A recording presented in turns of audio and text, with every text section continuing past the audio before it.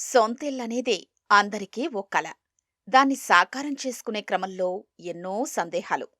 కొత్తగా ఇల్లు కట్టుకునేవాళ్ళు స్నానాల గదికి ఎదురుగా పూజ రూమ్ ఉండొచ్చా అనే డౌట్ చాలా మందికుంటుంది. ఈ సందేహానికి సమాధానం ఇప్పుడు తెలుసుకుందాం. ఈ పూజ అనేటువంటిది ఇక్కడ ఇచ్చి, ఇక్కడ కిచెన్ ఇచ్చినప్పుడు, ఇక్కడ సౌత్ వెస్ట్లో మనం ఈ అలైన్మెంట్తోనే కిచెన్ అలైన్మెంట్తో ఇక్కడ సౌత్ వెస్ట్లో ఒక రూము, అది మాస్టర్ బెడ్రూము. దీని తర్వాత ఒక టాయిలెట్, దీని తర్వాత నార్త్ వెస్ట్లో బెడ్రూమ్.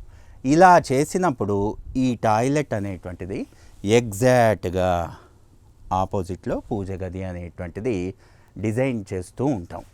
అయితే అందరికీ సందేహం ఏంటంటే, ఇలా పూజ అనేటువంటిది ఇక్కడ వచ్చినప్పుడు ఇలా దానికి ఎదురుగా టాయిలెట్ అనేటువంటిది రావచ్చా అనేటువంటిది చాలామందిలో ఒక సందేహం. ఎప్పుడూ కూడా ఈ టాయిలెట్ అనేటువంటిది ద్వారబంధం అనేటువంటిది ఇక్కడ ఉండేటువంటి ఈ డోర్తో, అంటే ఈ ద్వారబంధంతో, పూజ గది ద్వారబంధంతో బాత్రూమ్ ద్వారబంధం అనేటువంటిది సూత్రం ఫామ్ చేయకూడదు. సూత్రం ఫామ్ చేయటం అంటే ఏంటి? ద్వారబంధం మిడ్లైను, ఈ ద్వారబంధం మిడ్లైను ఒకే అలైన్మెంట్లో ఉండటం. అలా పొరపాటును కూడా చెయ్యకూడదు. అదేవిధంగా మీకు ఇక్కడ ద్వారబంధం ఇవ్వకుండా ఇక్కడ సౌత్ వెస్ట్ రూమ్ ఉంది కదా, దీనికి అటాచ్డ్ లాగా ఈ విధంగా చేసుకోవచ్చు. అప్పుడు ఇక్కడ వాల్ ఉంటుంది. దీనివల్ల ఏమవుతుంది?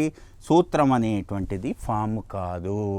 ఎప్పుడూ కూడా మనకి టాయిలెట్ అనేటువంటిది నిర్మాణం చేసినప్పుడు, ఆ విధంగా మనం డిజైన్ చేసినప్పుడు ఆపోజిట్లో ఉండేటువంటి పూజ గది ఈ డోరు ఆ డోరు ఒకే అలైన్మెంట్లో ఉండకూడదు అనేటువంటిది ప్రప్రథమంగా మనం వాస్తురీత్యా తెలుసుకోవాలి. అంతేగాని అసలు టాయిలెట్టే ఉండకూడదు అనేటువంటి విధి విధానం ఎక్కడా మనకి ప్రామాణికంగా లేదు.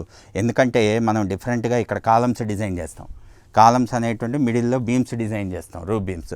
ఇలా చేసినప్పుడు ఏదైనా బీమ్ టు బీమ్ మాత్రమే సమాధానం చెప్పాలి. డైరెక్ట్గా డోర్ టు డోర్ చూపు అనేటువంటిది ఎప్పుడూ పూజ గదికి అదేవిధంగా టాయిలెట్కి ఉండకూడదు.